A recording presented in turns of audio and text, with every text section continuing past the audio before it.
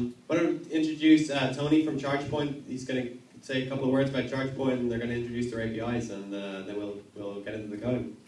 Thanks, Tony. Thank you. Thanks, Ronan. Mark, that was a great talk. I love the last example because I akin that to the electric car and what's going to happen here. So my name's Tony Canova, and this is my first hackathon. So I am a hackathon virgin, I guess. And I'm the Chief Financial Officer of Chargepoint. And you're probably wondering, what on earth is a CFO doing at a hackathon? And why on earth is this guy talking to us? Because he's going to bore us to tears once we can look past his gray hair. I came here worried that I was going to be the oldest guy in the room. Gratefully, I'm close to, but not the oldest guy in the room.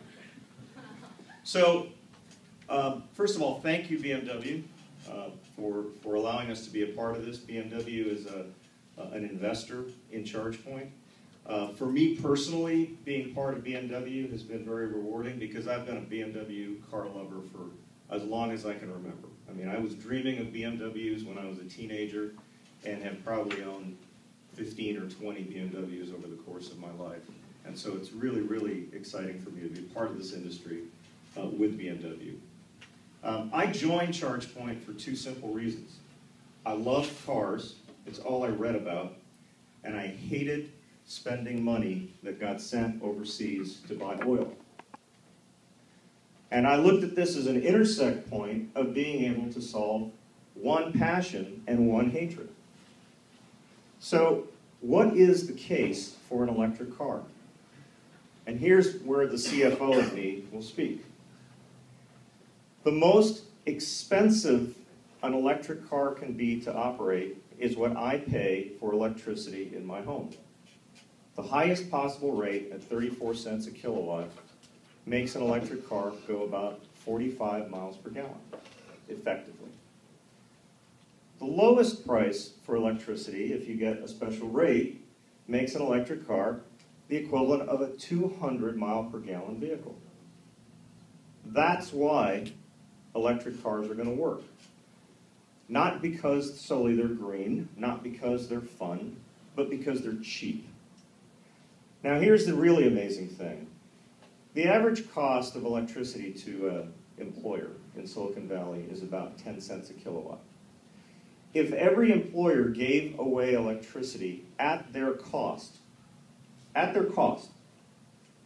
to EV drivers, you would get the equivalent of 120 miles per gallon out of your car. So why on earth wouldn't you do it?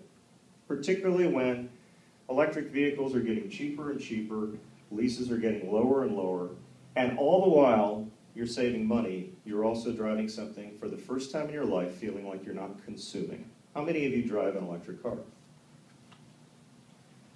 I bet you all feel as passionately about this as I do, right? So that's the case for an electric car. Now let's talk about what Chargepoint is.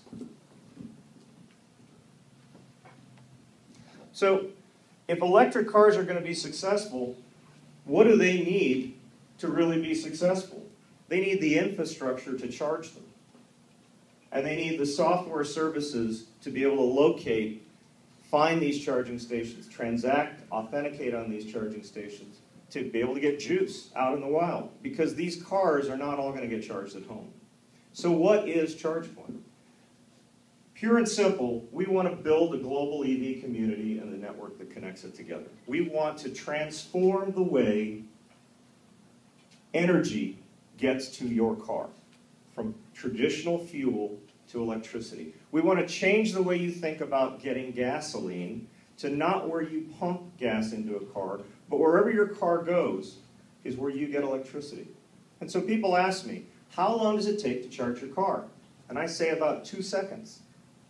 They look at me dumbfounded, I don't understand that. I said, that's about how long it takes me to plug the car in. The rest of the time it's sitting there. Who cares? It takes me 2 seconds a day to plug my car in. Never have to go to a gas station. So Chargepoint has been very fortunate to be the pioneer in this space. If you go to the next slide. We have a very fortunate position in this space. We have about 65% market share.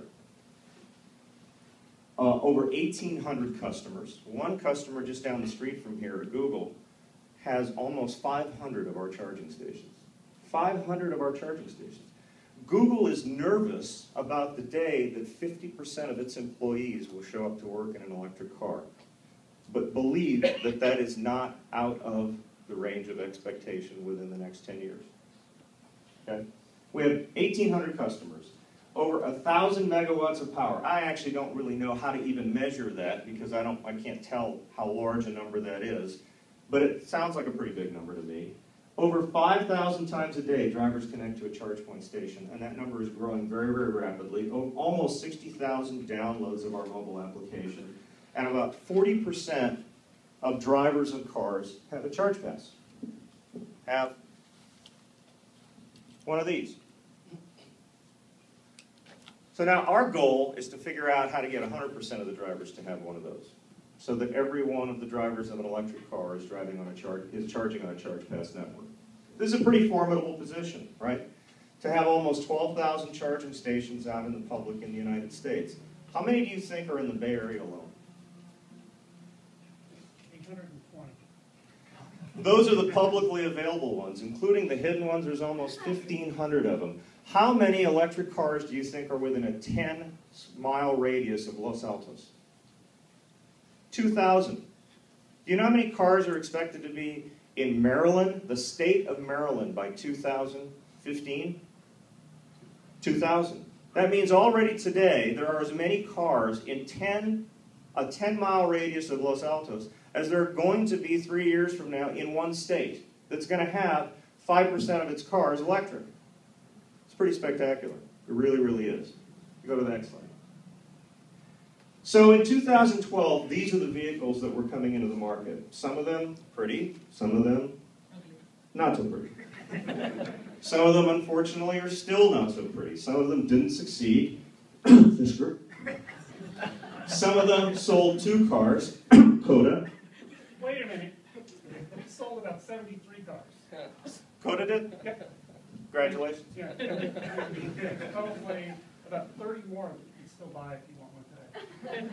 But here's the point. Early movers in this, there's going to be some success stories and some failures, but as an industry, we're all moving the industry forward. Now look at what's coming in 2013. Next slide. It's changing, more choices. So in 1999, when the Prius first hit the market, do you know how many Priuses were sold? 4,900. The first year that the electric cars came in the market in 2010 for all intents and purposes, 17,000. You have a hard time going to buy a car today that you can't buy in a hybrid version. I mean, literally every car, from a Porsche to a BMW to a Rolls-Royce to a Mercedes to everything you could buy in a hybrid version. That's the expectation of electric vehicles as well. One day you'll walk into a store and choose a gas version, an electric version, a plug-in hybrid version, or a hybrid version. I'm convinced that's what's going to happen. And as these cars become more real and more choices are available to consumers, this market is going to catch. Next slide, please. So our expectation in the United States alone is there'll be about 500,000 cars by 2015. United States. That's about the same number that's going to exist in Europe, and about the same number that's going to exist in China alone. Our expectation is that in the United States, about 5% of new car sales by 2025 will be electric. I actually think it's going to be a lot more than that. But if that's what occurs, then this is going to be a very, very large market for what we do, and therefore what we need by way of software is going to be much, much more important. Next slide. This is a quick map of Chargepoint. Here's where we are in the United States. This is actually an old map because I know there's more than 729 stations in the Bay Area already, so this was a picture that was taken probably a couple of months ago. But we're everywhere in the U.S. Surprisingly, we're in places that there aren't a lot of cars yet. There's 90,000 electric cars that have been sold lifetime to date in this country. Half of them are in California. Half of those are in Northern California. Most of them are right here in the Bay Area. The attach rate of charging stations to cars is very, very low, and what's going to occur here in the not-too-distant future is people aren't going to be able to find charging stations. because there'll be many more cars and charging stations. That's going to stimulate a lot of growth for our product and the offerings that we provide. Next slide, please. So what do? We do three things. The first is we provide a charging station. But in the long term, that isn't our goal. Long term, our company is a software company.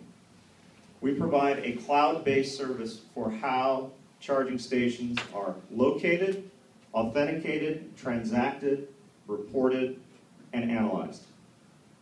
We also have a mobile application that we provide to a driver to be able to locate these charging stations, to get usage information, pricing information, directions to charging stations.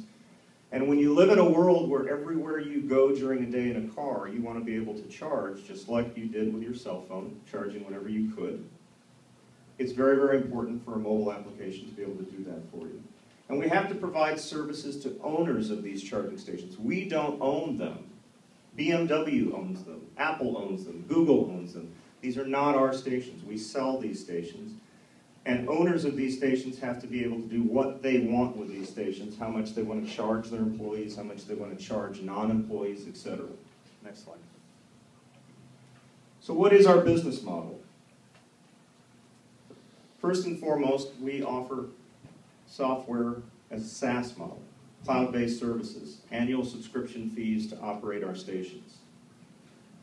We provide daily communication with drivers. We provide and sell charging station hardware itself. We give owners the choice to control their pricing. We take a cut of every transaction that occurs out there.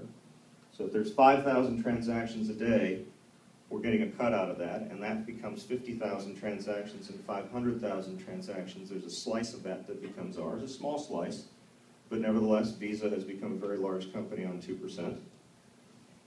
And eventually there'll be an advertising component, because we know something that nobody else knows. When you make a reservation on a station, we know where you're going to be, what your profile is, what car you drive, how long you're going to be there, and where exactly you're going to be for how long, right? That's important information to be able to monetize. And lastly, there's an energy management component of this, where think of a world where the car becomes a resource to be able to pull power out of it into the grid to help solve a really, really big problem. And that is that today, companies like PG&E spend 10 times more for power when they exceed their peaks, because they have to go out and buy power on the spot market. And this is potentially a solution for pumping into the grid instead of them having to go buy power on the spot market. More to come on that. Next, please. So the ecosystem, there's only 2 more slides. The ecosystem is us in the middle of 4 constituents. The first and foremost, the car companies, right? We have to make this work for the car companies. We have a symbiotic relationship. They can't sell cars if there isn't infrastructure. We can't sell infrastructure if there aren't any cars. So we have to have a value proposition that works for the car companies. We have to have a value proposition that works for the consumer, right? For the consumer, it's got to be something that's easy to find, predictable pricing, and make the economic argument for them. And for the customer, the person who owns the charging station, we have to offer a solution to them that makes this either a vending machine that they want, or an incentive for their employees, or a way of attracting customers to stores or hotels, or a way of attracting customers to a parking location. And lastly, we have to have a way of making it sell through the channel. So that's the ecosystem that we see. Next slide. And where Chargepoint effectively becomes positioned is really in the middle of a converging network. We are the middle of what pulls this together. And so today, I want to just transition this to our expectations of what we want out of this is we really want some great ideas on how to take this position of being between transactions through e-commerce, mobile applications, the ability to analyze data, and the ability to provide telematics to car companies, and really create more and more tools and more deliverables and value out of being in the middle of all this. So with that, I'm going to have Sri come up and talk about APIs, because you probably don't want me talking about APIs. Thank you. Hi, my name is Sri, and I lead the software engineering team at Chargepoint. So, and API is one of the product offerings that I'm responsible for. Chargepoint API revolves around three main areas. One is EV drivers' access to charging stations, usage analysis, and charging station administration. Let me delve deeper into the APIs itself. The Station Information API is used to locate an available charging station for any EV drivers and also figure out its availability, as in whether it's currently someone is using it or is it available or don't know. And then the Reservation API allows you to look for a station that can be reserved on behalf of an EV driver and also manage the reservations. Usage data primarily caters to accessing the station data for your monitoring and reports, and you can use that for analytics. Demand response, or the DR APIs, is to shed and restore charging station load at a desired power level. Station administration API is primarily catered to the station owners, where you can manage, configure stations, and also get alarm notifications. And finally, we have a push framework-based event handling, where you can subscribe to events and register for the feed. And these events could be as simple as getting stations availability or stations coming on to our network, and you get notified on that. Okay. Now, given all these APIs, right? So what can you build on for today's hackathon? I don't want to influence or curtail your creativity, but I just want to throw some ideas so that for you to chew on. So one of the use cases could be, how do you map parking spots or parking garages to charging stations?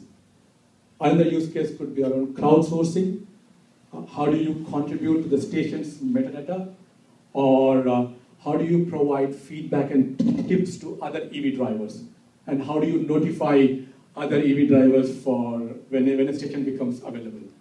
Okay.